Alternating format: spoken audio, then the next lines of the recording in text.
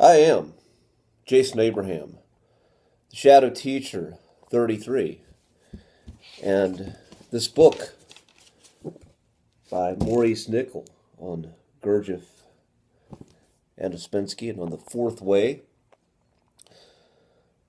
is full of interesting ideas.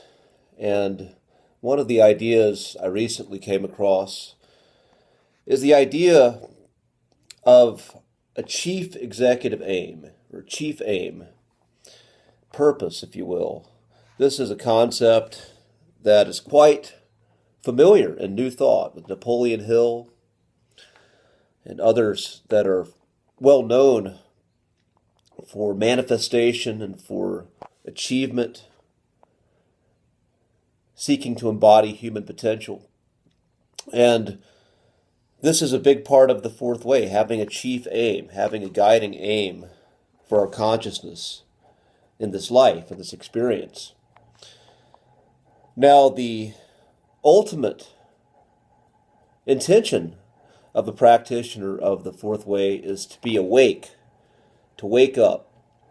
As Gurdjieff says, one who lives life but does not believe in life, one who is able to live in this way where one can live life, be their fullest, be the full expression of what they're called to be, but yet be able to see things as they are, see things as they are, see illusions, and not get attached to illusions.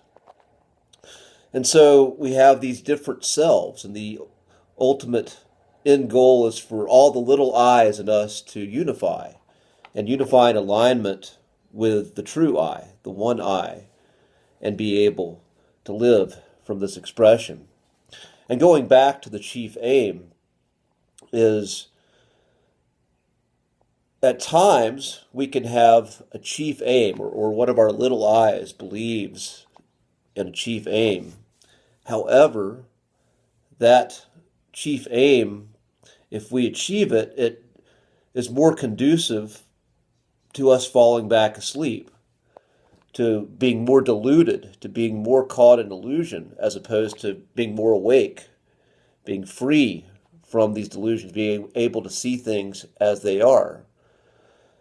So when we're in this situation, we put all our energy towards that aim, towards our direction, then we can potentially move out of alignment with what's called the work of the Fourth Way. And again, the work is the becoming of being the awakened I that shows up as the awakened I. So one of the ideas that I've found, I've been in conflict. A lot of times my little I's have had these big dreams, these huge, larger-than-life dreams that I gave all my being to, but they were not in alignment with a greater calling. And ultimately what I find is, even when I achieve some of these dreams, they create more suffering. There's more suffering and there's more separation, which is the nature of believing in illusion. Believing in illusion produces more suffering for us. And so the ultimate calling is for the ego, again, to align with the higher self.